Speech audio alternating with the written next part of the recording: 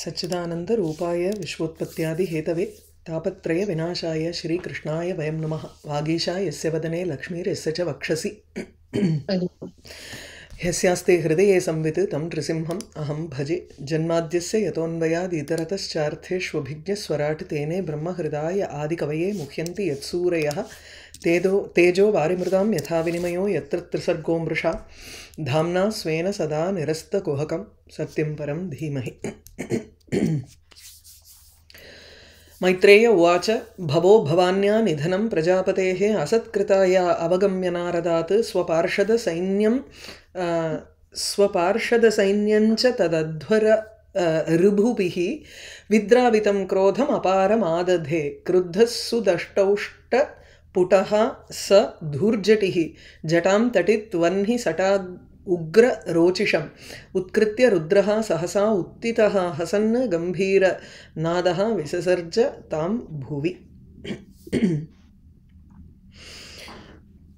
தாக்ஷாயணி தக்ஷனுடைய யஜ்ஞத்துக்கு போய் அங்கே அவமானப்பட்டு அதனால் தன்னுடைய தேகத்தை யோகத்தினால விட்டா. அந்த இது சொல்லி முடித்ததுக்கப்புறம் இந்த கதை நாரதருக்கு போய் இந்த என்ன நடந்ததோ இந்த சம்பவத்தை நாரதர் பரமேஸ்வரனுக்கு போய் சொல்கிறார். சொன்ன உடனே பகவானுக்கு அங்கே ஒரு பெரிய கோபம் ரோஷம் ஏற்பட்டது, ரொம்ப ஒரு குரோதம் ஏற்பட்டது. பவோ பவான்யா நிதனம் அசத்கிருதாயா, அதாவது பிரஜாபதி தக்ஷ பிரஜாபதி இப்படி அவமானப்படுத்தி பவானியை அம்பாளை ரொம்ப அவமானப்படுத்திட்டார். அதனால் அவள் யோக மார்க்கத்தில் போய் தன்னுடைய பிராணனை விட்டாங்கிறத கேட்ட மாத்திரத்தில், அது மாத்திரமல்ல தன்னுடைய பக்தர்களுக்கு இப்பேற்பட்ட ஒரு அவமானம் ஏற்பட்டது. அவர்கள் பல பேர் அழிக்கப்பட்டார்கள் அந்த ரிபுக்கள்னால. ரிபுங்கிற தேவதைகள், அதாவது பிருகு மகர்ஷி உடனே யாகம் பண்ண ஆரம்பித்தார். யாகத்திலிருந்து பல தேவதைகள் வெளிவந்தால் அந்த தேவதைகளுக்கு ரிபுன்னு பேர். அந்த ரிபுக்கள் சிவனுடைய பார்ஷதா சிவபக்தர்கள் எல்லாரையும் விரட்டி அடிச்சா அப்படிங்கிற இந்த விஷயத்தை கேட்ட உடனே அபாரம் குரோதம் ஆததே. ஒரு பெரும் கோபம் வந்துதான் பகவானுக்கு. கோபத்தினால உடனே தன்னுடைய ஜட்டையிலேருந்து ஒரு முடியை உத்கிருத்திய வெட்டி கீழே போட்டார். கீழே போட்ட மாத்திரத்தில் அதிலேருந்து அப்படியே ருத்ரன் வெளியே வந்தார். அது பகவானுடைய இன்னொரு ஒரு அம்சம்தான் அந்த இடத்துல. ஏன்னா முழுமையாக பகவானே அங்கே நின்னார்னா பிரளயம்தான் ஏற்படும். அதனால அவருடைய ஒரு அம்சத்துக்கே அத்தனை பவர் இருக்குது.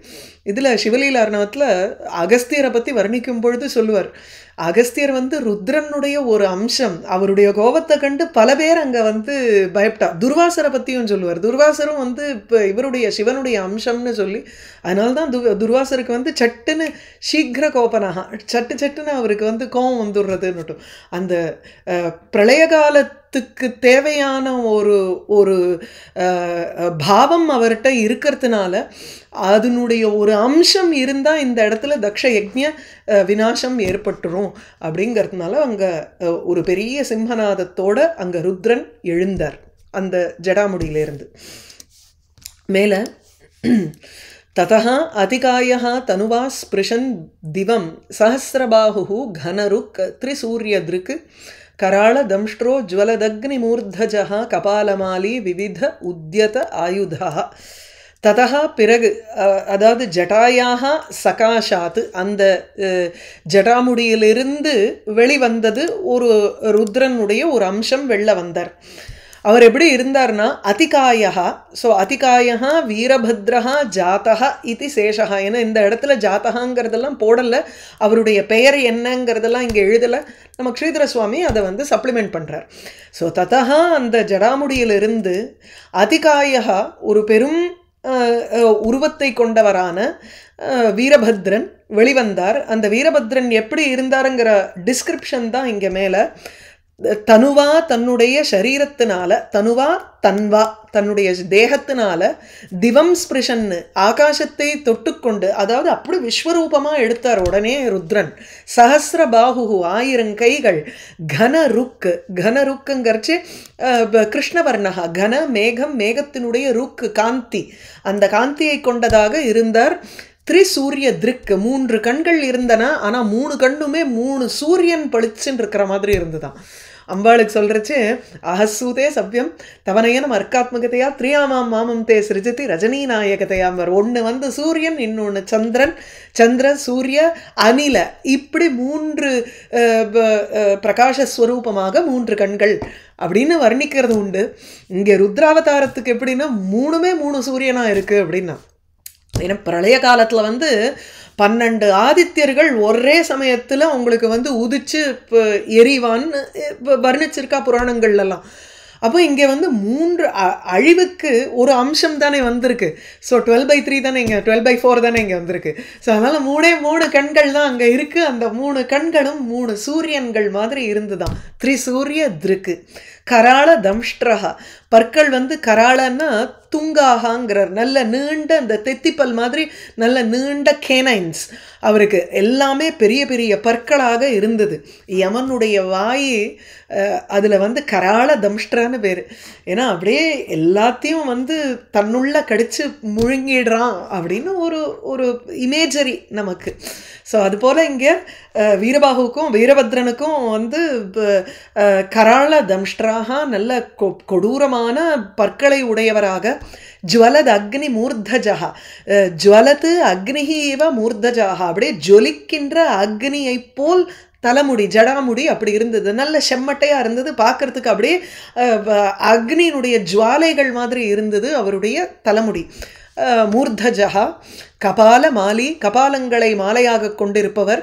விவித உத்யத ஆயுதா, 1000 கைகள் இல்லையா, ஒவ்வொரு கையுக்கும் ஒரு ஆயுதமாவது இருக்கணுமா இல்லையா, அல்லது ஒரு 4-5 கையை விட்டுருங்கோளேன், அத்தனை ஆயுதங்கள் வச்சுட்டுருக்கார். பலவிதமான ஆயுதங்களை உத்யத மேல் தூக்கினவராக, அதை தூக்கிண்டு அதோட ரெடியாக வந்து யாகத்தை நாசம் பண்ணுறதுக்கு ரெடியாக இருந்தார்.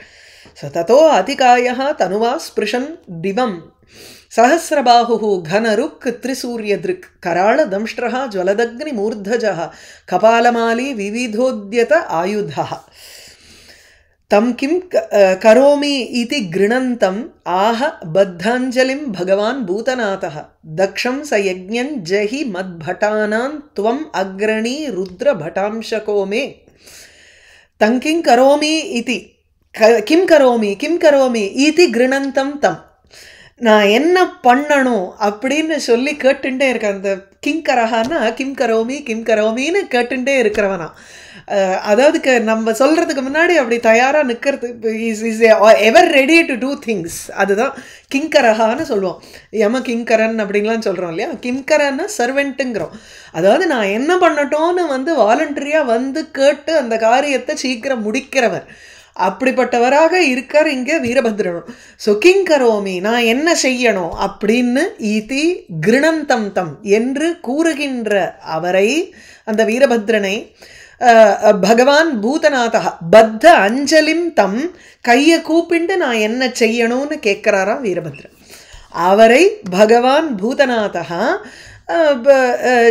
ஜஹி இதி ஆஹ, இவ்வாறு கூறினார். பகவான் பூதநாதா, பூதங்களுக்கெல்லாம் வந்து நாதனாக விளங்கக்கூடியவர் பூதநாதா. ஏவம் ஆக, இவ்வாறு அந்த வீரபத்ரனிடம் கூறினார். என்ன சொன்னாருங்கிறது தான் 2வது லைனுங்க. ஹே ருத்ர பட மே அம்சகா துவம் மத் பட்டானாம் அக்ரணீஹி ச யஜ்ஞம் தக்ஷம் ஜஹி. இதுதான் ஆணை. அங்கே பரமேஸ்வரனுடைய ஆணை என்ன? ஹே ருத்ர, ருத்ரனுடைய அம்சமாகவே இருக்கக்கூடியவன், ருத்ரஸ்வரூபமாக இருப்பவன். ஹே ருத்ர, நம்ம பேரலாக இதில் பார்த்தோம் எப்படி வராக அவதாரத்தில் வந்து ஜெய விஜயாளுக்கு வந்து அப்படியே பகவானுடைய உருவமாகவே இருந்தார்கள் இல்லையா. சாயுஜ்யம் அடைஞ்சு அந்த சாமீப்பியத்தினால பக்கத்திலேயே இருந்தாவா, சாரூப்பியம் சாமீப்பியம் எல்லாமே இருந்ததுனால பகவானிடத்திலேயே இருந்தவர்கள். ஸோ பார்க்கறதுக்கு அப்படியே பகவான மாதிரி இருந்தவர்கள். இங்கேயும் வீரபத்ரனும் அதே போல் ஒரு பகவானுடைய ஒரு அம்சமாக எடுத்துக்கிறோம். ஹே ருத்ர, ருத்ரனே, ஹே பட, எனக்கு வீரன், பட்டனாலே போர் வீரன் அர்த்தம். இங்கே யுத்த குஷல அப்படிங்கிறார். யுத்தத்தில் ரொம்ப ஒரு தேர்ச்சி பெற்றவனாக இருப்பவனே. மே அம்சகா துவம், என்னுடைய அம்சமாக இருக்கும் நீ. மத் பட்டானாம் அக்ரணீஹி, மத்த என்னுடைய போர் வீரர்களெல்லாம் வந்து முன்னாடி நின்று அழைத்து கொண்டு செல்லும் ஒரு சேனாபதியாக விளங்கக்கூடியவனே, தக்ஷம் சவயஜ்ஞம், யஜ்ஞத்துடன் கூட தக்ஷனையும் சேர்ந்து ஜஹி நாசம் செய், கொன்னுடு. அந்த யஜ்யம் தக்ஷன் எல்லாத்தையும் நீ நாசம் பண்ணணும், அதுதான் உனக்கு ஆணை அப்படின்னு பகவான் சொல்கிறார். அக்ரணீகிங்கிற பதம் இங்கே எப்படின்னா அக்ரம் நயதி இது அக்ரணீகி அப்படின்னா இப்போ சேனானீகி இத்தியர்த்தா. நம்ம சேனானின்னுட்டு இப்போ இவரை சொல்லுவோம், தேவசேனாபதியாக நம்ம முருகனை சொல்கிறது. இங்கே அக்ரணீகிங்கிறது சேனானீகி, சேனையை வந்து சேனைக்கு முன்னோடியாக சேனையை அழைத்து செல்லக்கூடியவருங்கிற அர்த்தத்தில் இங்கே சொல்கிறார். ஸோ மத் பட்டானாம் அக்ரணீகி, என்னுடைய போர் வீரர்கள்லேயே முன்னோடியாக இருந்துட்டு எல்லாரையும் அழைத்து செல்லக்கூடியவனாக இருக்கும் நீ, என்னுடைய அம்சமாகவும் இருப்பவன். ஆகையினால சயஜ்ஞம் தக்ஷம் ஜஹி இப்படின்னு பகவான் பூதநாதா நான் என்ன பண்ணட்டோன்னு கேட்குற கையை கூப்பிண்டு கேட்கின்ற அந்த வீரபத்ரனிடம் கூறினார். தம் கிம் கரோமீதி கிருணந்தமாக பத்தாஞ்சலிம் பகவான் பூதநாதா. சந்தேகம் இருக்கா? வீரபத்ரன்ங்கிற பேரே இல்ல இது வரைக்கும் இல்லை. அதனால்தான் ஸ்ரீதர சுவாமி போன ஸ்லோகத்தில் நமக்கு வந்து வியாக்கியானத்தில் கொடுத்துருந்தார். ஓகே. ஸோ மற்ற புராணங்களில் இதனுடைய டீட்டெயில்ஸ் எல்லாம் இருக்குது. ஸோ அதிலே அதை பார்த்ததுனால ஸ்ரீதர சுவாமிக்கு நமக்கு இங்கே கொடுக்க முடிஞ்சது. சிவபுராணம் படிக்கிறச்சே உங்களுக்கு வந்து இன்னும் டீட்டெயில்ஸ் இருக்கும்.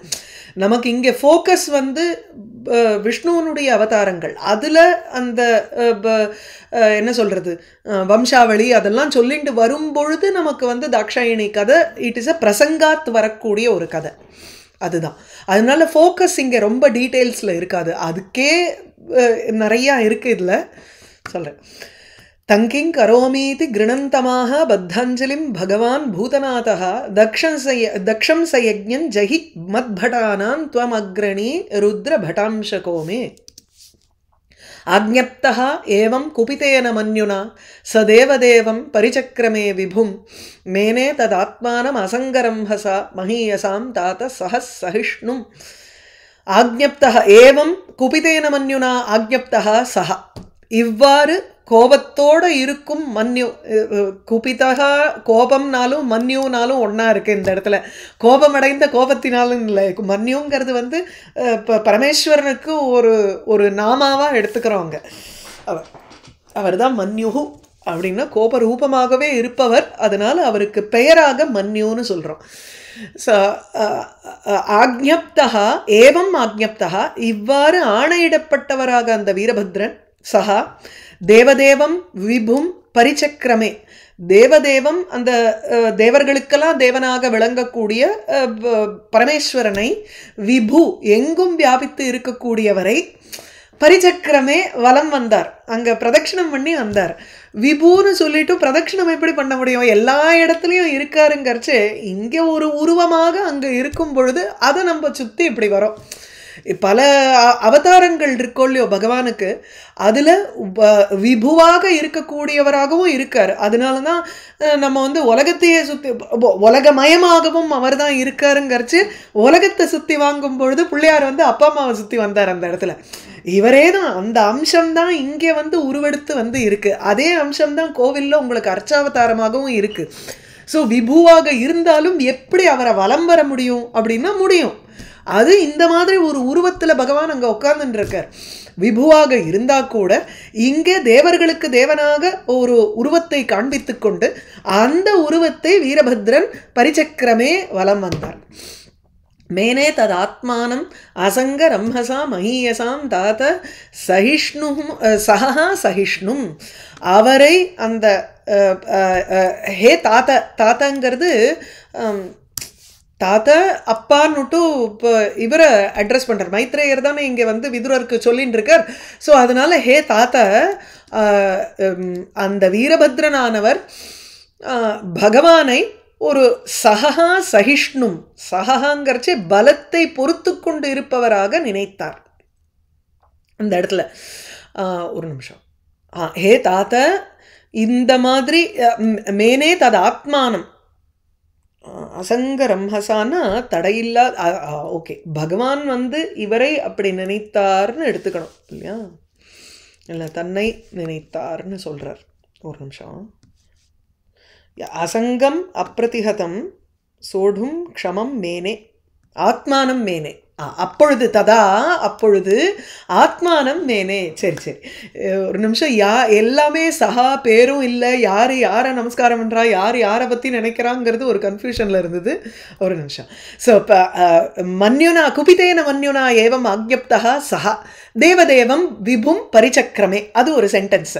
ஸோ இந்த மாதிரி ஒரு கோபமடைந்த ருத்ரனால பரமேஸ்வரனால ஆக்ஞப்தா சன்னு, இந்த மாதிரி ஆணையிடப்பட்டவராக அந்த வீரபத்ரன் இப்போ விபுவாக இருக்கக்கூடிய பகவானை பிரதட்சிணம் வந்தார், வலம் வந்தார்.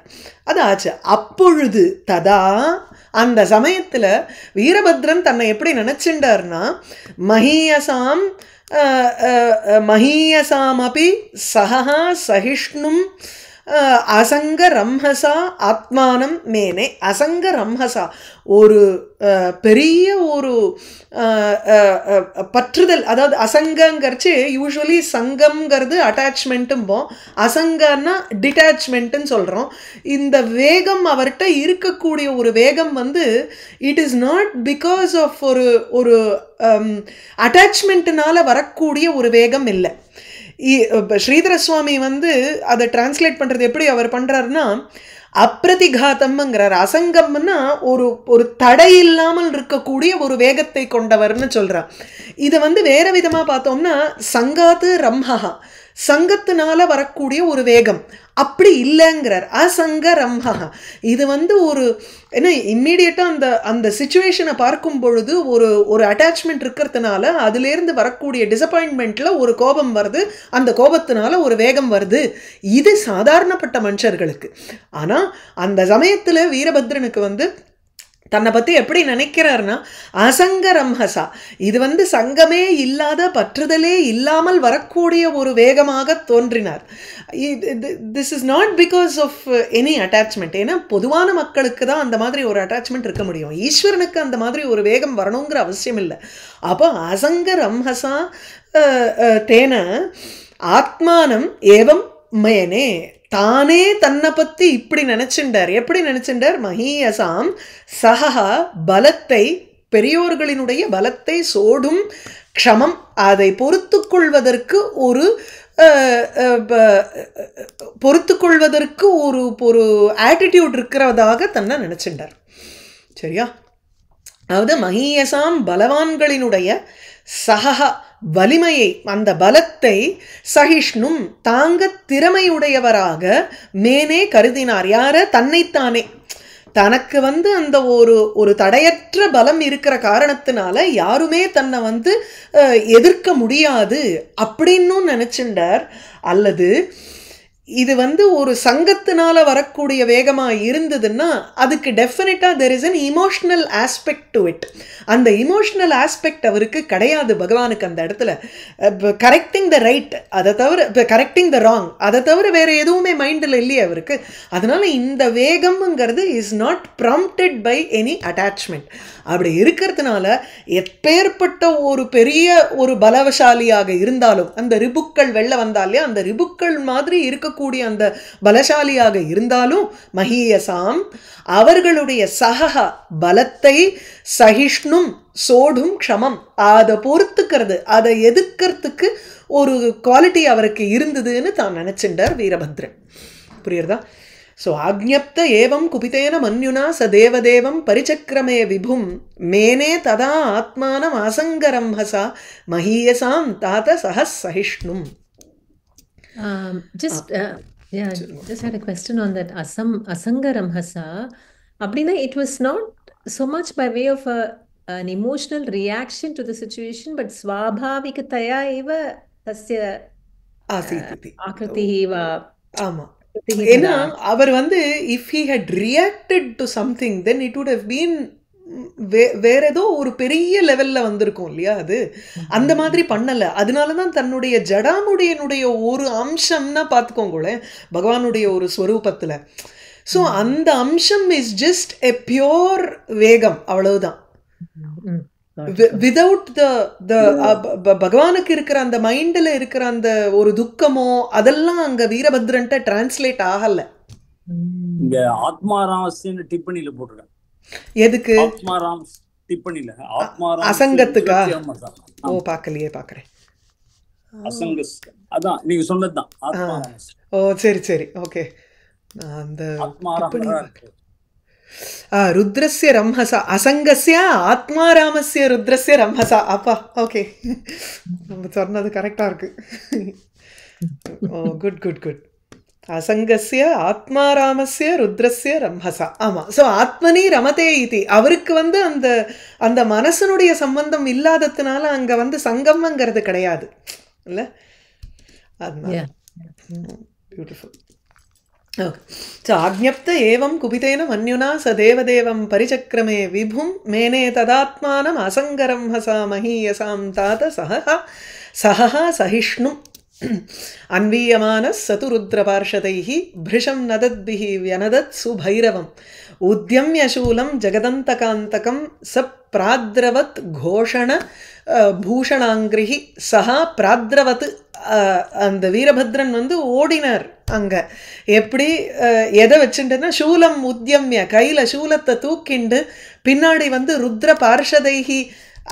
ருத்ர பார்ஷதைஹி அன்வீயமானஹா, பின்தொடரப்பட்டவராக ருத்ரனுடைய மற்ற பூதகணங்கள்னால அப்படியே பின்தொடரப்பட்டவராக பிருஷம் நதத்பிஹி ருத்ர பார்ஷதைஹி, அந்த ருத்ரனுடைய பார்ஷதர்கள் பக்தர்கள்லாம் பூதகணங்கள் எல்லாம் அப்படியே சத்தம் போட்டுண்டு பின்னாடி வராலாம்.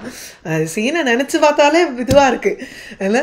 சஹாதோ அந்த வீரபத்ரன் ருத்ர நதத்பிஹி ருத்ர பார்ஷதைஹி பிருஷம் நதத்பிஹி, வெகுவாக சத்தம் போடுகின்ற அந்த ருத்ர பார்ஷதைஹி ருத்ரனுடைய பூதகணங்களினால் அன்பீயமானஹா தொடரப்பட்டவராக இருக்கும் வீரபத்ரன் சுபைரவம் வியனதத், இவரும் வந்து ரொம்ப பைரவன பயங்கரமாக ரொம்ப பயங்கரமாக அவரும் வந்து சத்தம் போட்டார் வீரபத்ரனும். மேலும் சஹா சூலம் ஜகத் அந்தகாந்தகம் சூலம் உத்யம்ய, ஜகத் அந்தகானாலே மிருத்யு, ஜகத்து உலகத்தை அந்தக, அது உலகத்தை நாசம் செய்பவர்னுட்டு மிருத்யு எடுத்துக்கிறோம். அதாவது உலகத்தில் இருக்கும் மனுஷர்களுக்கு அந்தக எண்டா விளங்கக்கூடியது யாருன்னா மிருத்யு. ஸோ ஜகத் அந்தகாங்கிறச்சே மிருத்யு, மிருத்யுவுக்கே அந்தகம், அந்த மிருத்யுவையே வந்து இப்போ பிரளய காலத்தில் வந்து நாசம் செய்யக்கூடிய வல்லமை கொண்டது அந்த சூலத்திற்கு. அதனால் அந்த சூலத்தை கையில் தூக்கிண்டாராம். ஜகத் அந்த எத்தனையோ விவித ஆயுத உத்தியத ஆயுதமாக இருந்தாலும் அந்த சூலம் வந்து இன்னும் பிரதானமாக இருந்ததுங்கிறதுக்காக உத்யம்ய சூலம், மற்றதெல்லாம் வெறும்ன கையில் வச்சுட்டு இருந்தார். ஒரு கையில் இதை தூக்கிண்டு அதை as if to strike javelin மாதிரி அதை வந்து அந்த சூலத்தை கையில் இன்னும் மேலே தூக்கிண்டார். உத்யம்ய சஹா கோஷண பூஷண அங்கிரிஹி பிராத்ரவத். இத்தனை சத்தத்துக்கு மேலே ருத்ரனுடைய காலில் இருக்கிற அந்த தண்ட சத்தம் வேற கேட்டதுன்னா பார்த்துக்கோங்க. அப்போ அது எவ்வளவு ஒரு ஃபோர்ஸோடு அவர் காலை வச்சிருந்தா அந்த காலில் இருக்கக்கூடிய சதங்கையினுடைய சத்தம் வேற கேட்கறது. கோஷண பூஷண அங்கிரிஹி, கோஷண சத்தமிடுகின்ற, பூஷண அலங்கரண வஸ்துவை கொண்டதான அங்கிரி பாதங்களை கொண்டவர் அந்த வீரபத்ரன் பிராத்ரவத். ஸோ இங்கே கோஷணானி நூபுராதீனி பூஷணானி யஸ்ய, அந்த கோஷயந்தி சப்தம் குருவந்தி, காலில் போட்டுன்னு இருக்கிற சலங்க சத்தம் வேற கேட்கறது. இதெல்லாம் தாண்டி அன்வீயமான சதுருத்ர பார்ஷதைஹி பிருஷம் நதத்பிஹி வியனதத் சுபைரவம் உத்யம்ய சூலம் ஜகதந்தகாந்தகம் ச பிராத்ரவத் கோஷண பூஷணாங்கிரிஹி. அத ரித்விஜः யஜமானः சதஸ்யாः ககுபி உதீச்யாம் பிரசமீக்ஷ்ய ரேணும் தமः கிமேதத் குத ஏதத் ரஜः அபூத் இதி த்விஜாः த்விஜபத்ஞः ச தத்யுः. அங்கேருந்து நார்த்திலேருந்து கிளம்பி வந்துட்டுருக்கார். உதிச்சியாம் ககுபி, உதிச்சி திஷி, ககுப்னா திக்கு, அந்த நார்தர்ன் டிரெக்ஷன்லேருந்து ஒரு வரக்கூடிய அங்கே இருக்கக்கூடிய ஒரு தூசி படலத்தை பார்க்குறான். இது இருட்டோன்னு முதல்ல நினைக்கிறா, தமக்கியம் அப்படின்னு பார்க்கறா. அதுக்கப்புறம் இல்லை குதகா ஏத்தது ரஜகா, எங்கேருந்து இப்பேற்பட்ட ஒரு புழுதி ஒன்று கிளம்புறது அப்படின்னு அங்கே இருக்கக்கூடியவர்கள் எல்லாரும் யோசிச்சா சிந்தையாமாசு. ஸோ அத பிறகு இந்த பக்கம் உடனே அதங்கரிச்சு யூஸ்வலி ஒரு கான்ட்ராஸ்டுக்கு காமிக்கிறதுக்காக அங்கே வீரபத்ரன் கிளம்பினார், கிளம்பும் பொழுது கூட எல்லாம் புழுதியை கிளப்பின்ட்டு வரா. அப்போ இந்த பக்கம் என்னாச்சு, தக்ஷனுடைய யஜ்ஞம் நடக்கிற இடத்துல ரித்விஜகா ரித்விக்குகள், யஜமானகா தக்ஷன், சதஸ்யாக அங்கே வந்து கூடியிருக்கிறவர்கள் ஜஸ்ட் ஸ்பெக்டேட்டர்ஸ் பார்க்குறவர்கள் எல்லோருமே உதிச்சியாம் ககுபி அந்த வடக்கு திசையில் ரேணும் பிரசமீக்ஷிய அந்த தூசியை பார்த்துவிட்டு தமஹா கிம் ஏதது அப்படின்னு முதல்ல கேள்வி கேட்டுண்டு இது வந்து தமஹா கிம் இதுன்னு இருட்டான்னு அப்படின்னு சொல்லும் பொழுது அந்த இடத்துல காக்குவா எப்படி எடுத்துக்கணும்னா தமோ ந பவதி இது வந்து இருட்டா இருக்க முடியாது அப்படின்னு சொல்லிட்டு குதஹா ஏதது ரஜஹா இது வந்து புழுதி தானே, எங்கிருந்து இந்த புழுதி வந்தது, ஏதது ரஜஹா இந்த புழுதியானது குதஹா அபூத் எங்கிருந்து ஏற்பட்டது இது என்று த்விஜாகா அங்கு இருக்கக்கூடிய பிராமணர்களும் த்விஜ பத்னியகா அந்த பெண்மணிகளும் தத்யுஹு சிந்தையாமாசுஹு அவர்கள் இவ்வாறு யோசித்தார்கள். அதர்த்விஜோ யஜமான சதஸ்யாக ககுப்யுதீச்யாம் பிரசமீக்ஷ்யரேணும் தமஹ் கிமேதத் குத ஏதத்ரஜோ பூத் ஈதி த்விஜா த்விஜபத்ன்யஸ்ச தத்யுஹு வாதானவாந்தி நஹி சந்தி தஸ்யவஹ பிராச்சீனபர்ஹிர்ஜீவதி ஹி ஹ உக்ரதண்டஹ காவோ ந கால்யந்த இதம் கால்யந்தே இதம் குதோ ரஜஹ லோகோ அதுனா கிம் பிரளயாய கல்பதே. இதெல்லாம் வந்து அலங்கார சாஸ்திரத்தில் சசந்தேக அலங்காரம்னு சொல்லுவோம். இதுவா அதுவா அப்படின்னு சந்தேகத்தோடு நம்ம வந்து ஒரு கேள்வி கேட்குறோம் இல்லையா. இப்போ உண்மையான விஷயம் வேற. இப்போ வீரபத்ரன் பூதகணங்களோடு அங்கேருந்து கிளம்பி வரார், சேனையை எடுத்துட்டு வரார் அங்கே, அதுதான். அப்போது இங்கே வந்து முதல்ல எதெல்லாம் இல்லைங்கிறத சொல்கிறா. வாத்தாகா ந வாந்தி காத்தோ எங்கேயுமே இல்லை, ஏன்னா காற்று இருந்தால் தான் புழுதியை கலப்புறதுன்னு சொல்லலாம். ஸோ வாத்தாகா ந வாந்தி காற்றுகளோ வீசவில்லை. இங்கே அவதாரிக்கு எப்படி போடுறாருன்னா ஹேத்வந்தர அசம்பவேன ஔத்பாதிகம் கல்பயந்தி வேற எதுவும் ஹேத்து இல்லாததுனால இருட்டா இருக்க முடியாது, எங்கேருந்து இந்த புழுதி வந்திருக்குங்கிறச்சு உத்பாத்தமோ அப்படின்னு அவ வந்து தேர் கான்டெம்ப்ளேட்டிங் அபவுட் இட். ஸோ உத்பாத்தம்னா கெலாமிட்டிஸ், இந்த நேச்சுரல் கெலாமிட்டிஸ் ஏதாவது நடக்கிறதோ அப்படின்னு சொல்லி இவர்கள் வந்து சந்தேகிக்கிறார்கள். வாத்தாகா நவாந்தி காற்றுகள் வீசவில்லை, நஹி சந்தி தஸ்யவஹா காற்று வந்து உத்பாத்தம் ஒரு நேச்சுரல் கெலாமிட்டிங்கிறது ஒரு பெரிய சூறாவளி காற்று வருதுன்னா அங்கேருந்து அப்படியே அந்த ஹரிக்கேனோ டொர்னேடோவோ உங்களுக்கு அப்ரோச் ஆகிறத நம்ம பார்க்குறோம். அந்த மாதிரி ஒரு உத்பாத்தமும் இல்லை. அடுத்தது அதுக்கு உண்டான முன்னாடி இண்டிகேஷன்ஸ் இருக்குமோ இல்லையோ அதெல்லாம் இல்லை. அடுத்தது தஸ்யவஹா நஹி சந்தி, தஸ்யுனா இப்போ அந்த வழிபறி கொள்ளைக்காரர்கள் சொல்கிறோமே ஹைவேமென், அந்த மாதிரி கொள்ளைக்காரர்களாகவும் இல்லை. ஏன்னா கொள்ளைக்காரர்கள் வர்றதுக்கு அரசன் வந்து சரியான அரசனாக இல்லைன்னா தான் உங்களுக்கு இந்த மாதிரி கொள்ளைக்காரர்கள்லாம் ஜாஸ்தி ஆவா, திருடர்கள்லாம் ஜாஸ்தி ஆவா. அந்த மாதிரியும் இல்லை. ஏன்னா உக்ரதண்டகா பிராச்சீன பர்ஹிஹி ஜீவதிஹ ஜீவதி கலு பிராச்சீன பர்ஹிஸ்ங்கிறது ததானீந்தன ராஜா ஜீவதி இதி அந்த சமயத்து அரசனான பிராச்சீன பர்ஹிஸ் விஷ்ணு புராணத்தில் பார்த்தோம். இதை பிராச்சீன பர்ஹிஸுங்கிறவர் தான் வந்து இப்போ ஒரு பெரிய உக்ரதண்டகா உக்ரமான ஒரு செங்கோலை செலுத்தக்கூடியவராக இருந்தார். அந்த அரசன் ஜீவதி சதி அவர் உசுரோடு இருக்கும் பொழுது எங்கேருந்து உங்களுக்கு இப்போ கொள்ளைக்காரர்கள் வர முடியும்? அதனால தஸ்யவஹா நஹி சந்தி திருடர்கள் இல்லையே இங்கே. காவோ ந கால்யந்தே காவஹா ந கால்யந்தேன ந சீக்கிரம் நீயந்தே.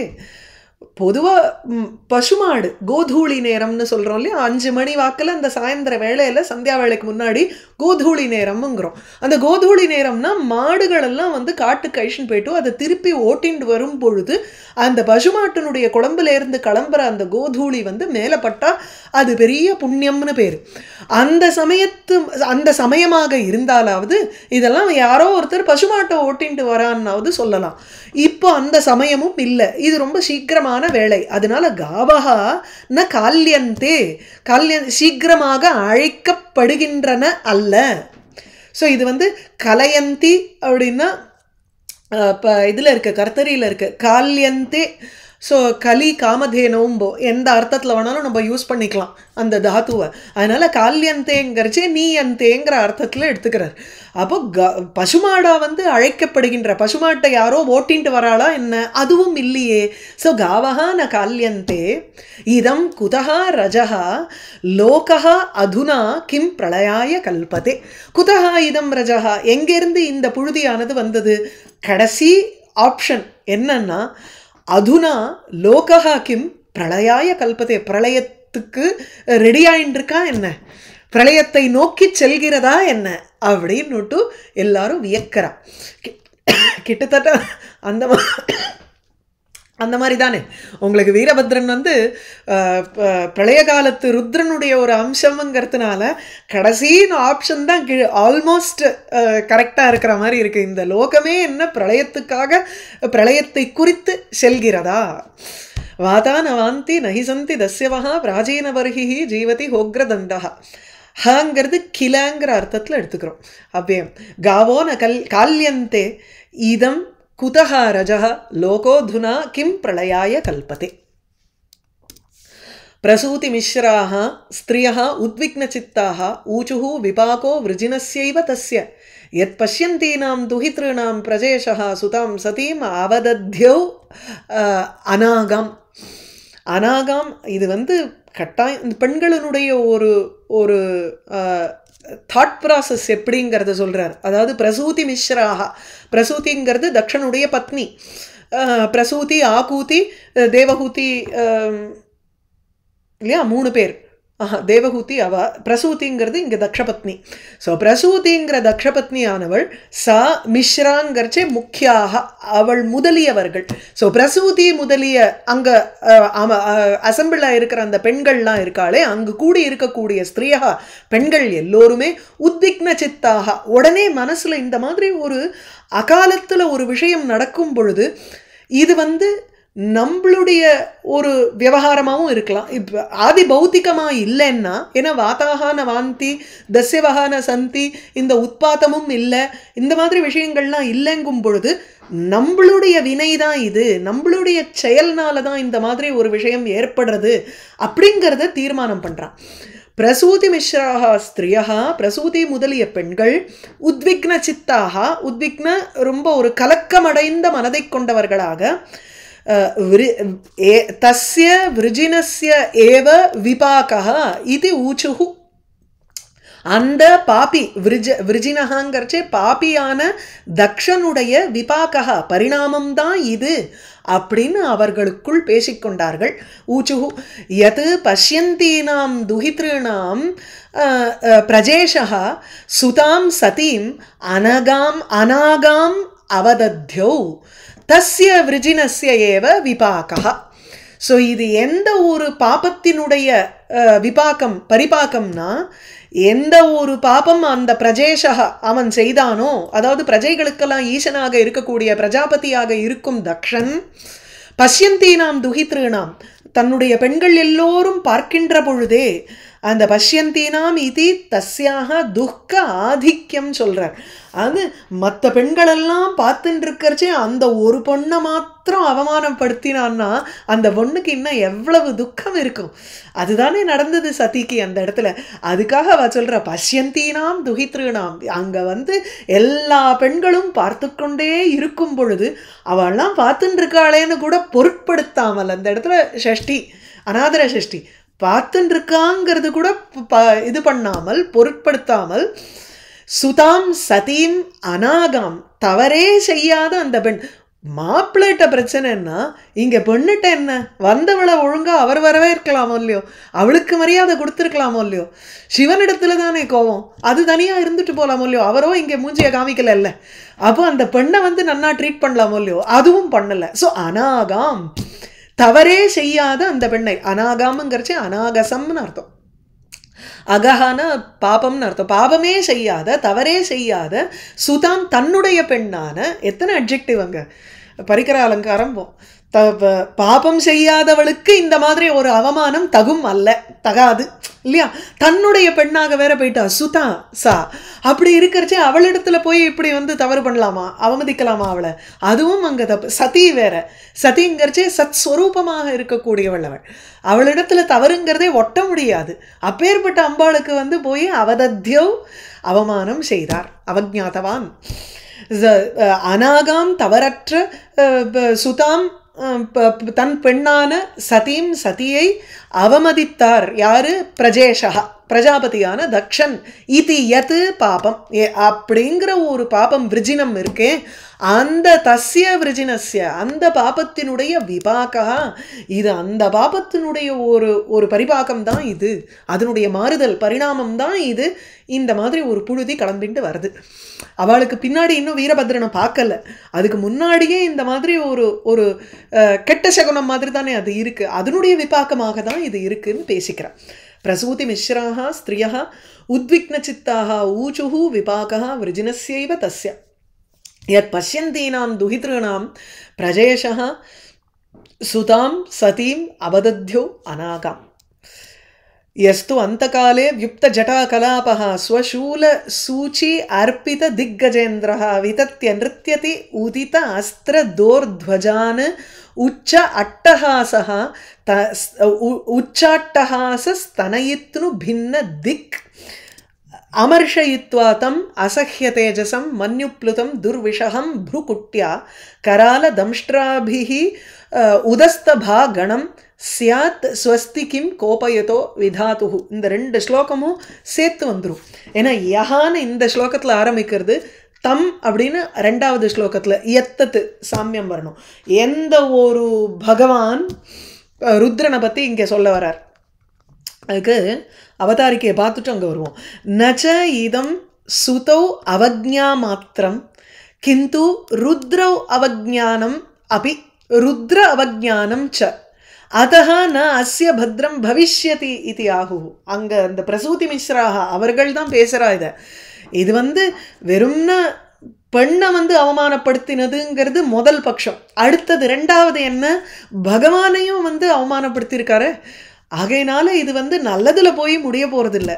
நச்ச இதம் சுதா அவஜ்ஞா மாத்திரம், பெண்ணை மாத்திரம் அவமதித்ததுங்கிறது கிடையாது. கிந்து ருத்ர அவஜ்ஞானம் அப்படி, ருத்ரனை கூட அவர் வந்து அவமதித்த காரணத்தினால அஸ்ய பத்ரம் ந பவிஷ்யதி, இவனுக்கு நல்லதே நடக்க போறதில்லை அப்படிங்கிற மாதிரி அந்த மனைவி முதலியவர்கள் எல்லாருமே அங்க வந்து கூடியிருந்து பேசுறான். யஹா தூ அந்த காலே வியுக்த ஜட்டா கலாபா, அந்த காலேன பிரளய சமயத்தில் வியுக்த விகீர்ண ஜட்டா கலாபா, நல்ல தலைமுடி அப்படியே வந்து எங்கே பார்த்தாலும் பரவி இருக்கக்கூடிய ஒரு ஜடையை உடையவராக பகவான் பரமேஸ்வரன். ஸ்வசூல சூச்சி அர்ப்பித திக்கஜேந்திரா, ஏன்னா திக்கஜங்கள் எல்லாரையும் வந்து தன்னுள்ள அவர் அடக்கணும் இல்லையா?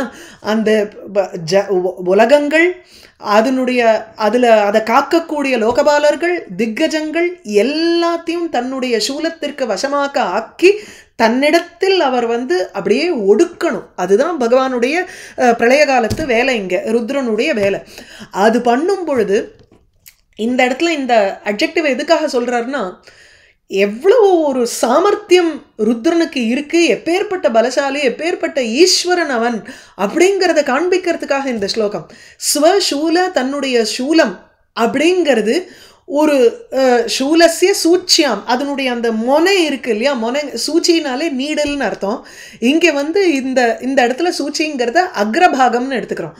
ஸோ அந்த சூலத்தினுடைய அக்ரபாகத்தில் அர்ப்பிதாக, அதனால் அவர் வந்து திக்கஜங்களை வந்து ஒரு குத்தரர்.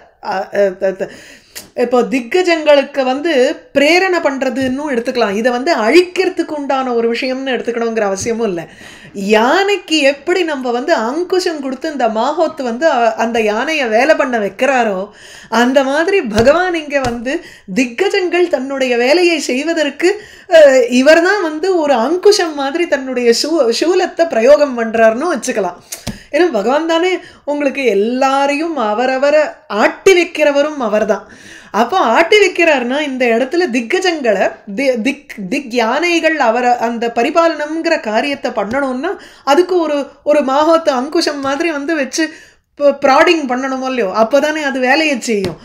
அதுக்கு இங்கே வந்து தன்னுடைய சூலத்தினுடைய முனையில் அர்ப்பித்த முனையினால் புரோத்தன்னு குத்தப்பட்ட திக்கஜங்கள் யாராலோ அப்பேற்பட்ட பகவான்.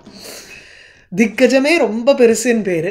அதை தாண்டி இவர் வந்து அந்த சூலத்தை வச்சுட்டு அந்த திக்கஜங்களை குத்தராராம். அப்படிப்பட்ட பகவான். மேலும் ஊதித ஆஸ்திர தோர்த்வஜான்னு உச்ச அட்டஹாச ஸ்தனயித்னு பின்ன திக்கு தோர்த்வஜான்னு விதத்திய தன்னுடைய அந்த தோள்பட்டைகளை தோஷா பாகவா, தோர்த்வஜகான்னா தோர்னா பாகுன்னு அர்த்தம், தோள்பட்டை.